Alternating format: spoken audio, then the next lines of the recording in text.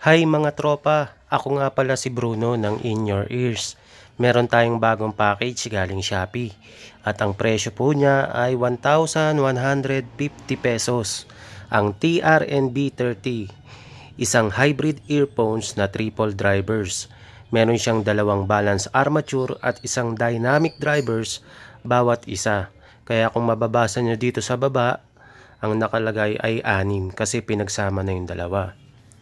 Bali, ito po yung latest release ng TRN. Maganda yung box niya. Medyo hindi masyadong malaki at maliit. Sakto lang. Medyo may katabaan din siya. Tapos may nakalagay na Chinese na obviously hindi natin mababasa. At yan, yung address kung saan kayo pwede magreklamo. Tapos may option po kayong pagpipilian kung may mic o wala. Dalawa ang available na kulay na meron, isang clear at yung smoke black na kagaya nito. Bali maganda yung box niya para sa akin kasi nakikita yung design at itsura ng earphones na appealing. Yan. Buksan na natin siya.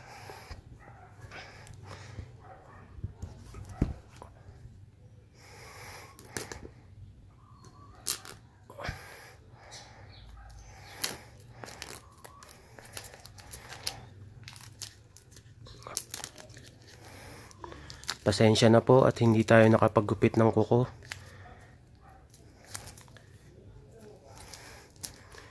Itulak nyo lang po siya para lumabas. Tapos ayan. Mas gusto ko yung packaging at box ng TRN kumpara sa KC. Kasi yung KC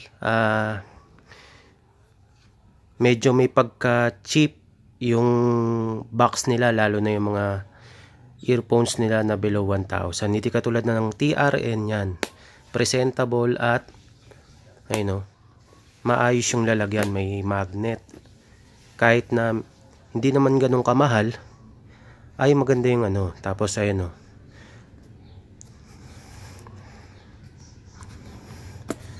yan. May napansin lang akong kakaiba kasi ito TRNB 30 baliktad, pero yung earphones tama. Bali clear white pala yung laman. Ayan. Tapos ito yung mga kasama sa loob ng box.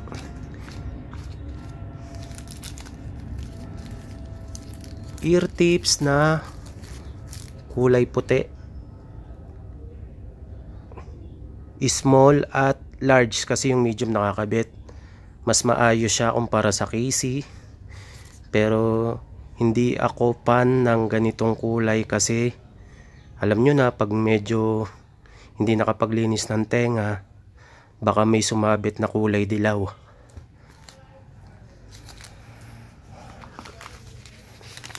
Yung cable naman niya ay TRN na 4-core. Masasabi ko mas maganda siya kumpara dun sa dati. Ipapaliwanag ko kung bakit.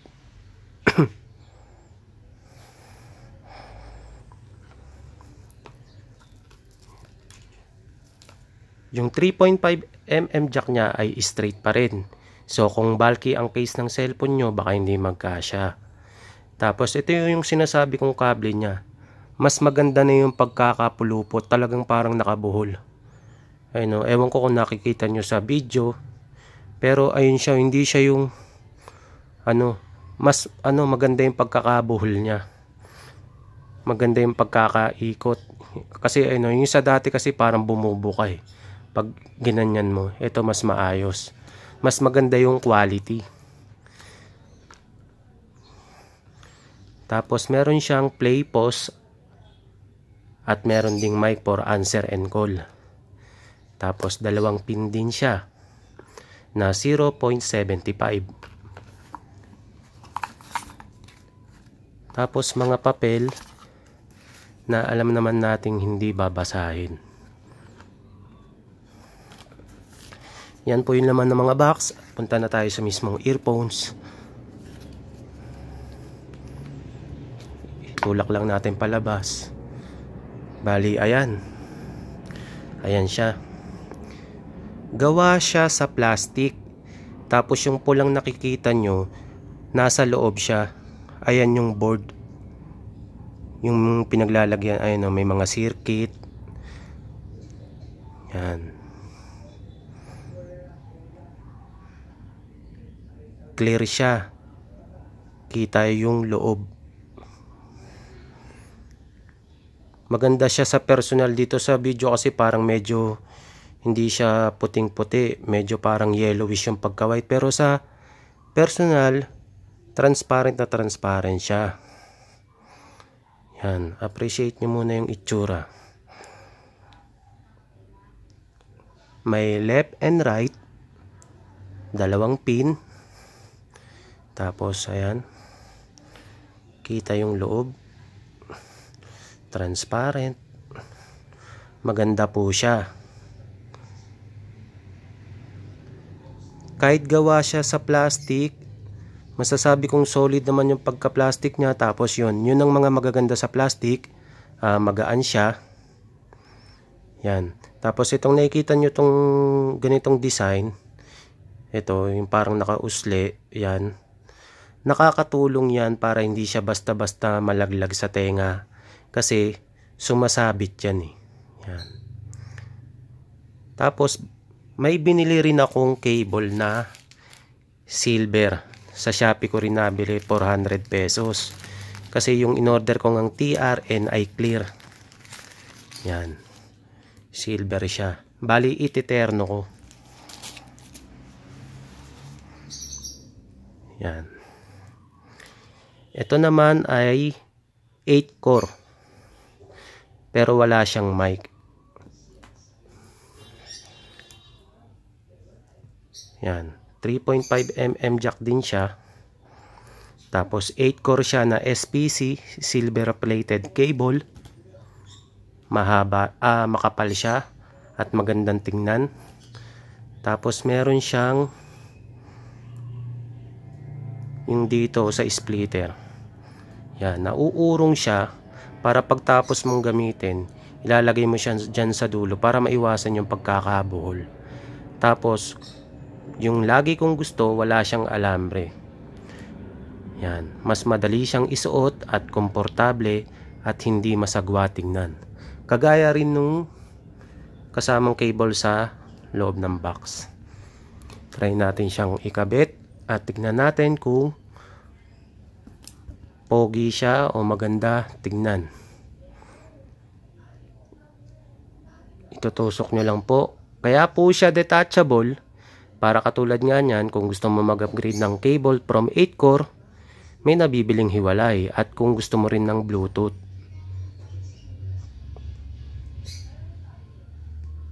Okay. Isa naman.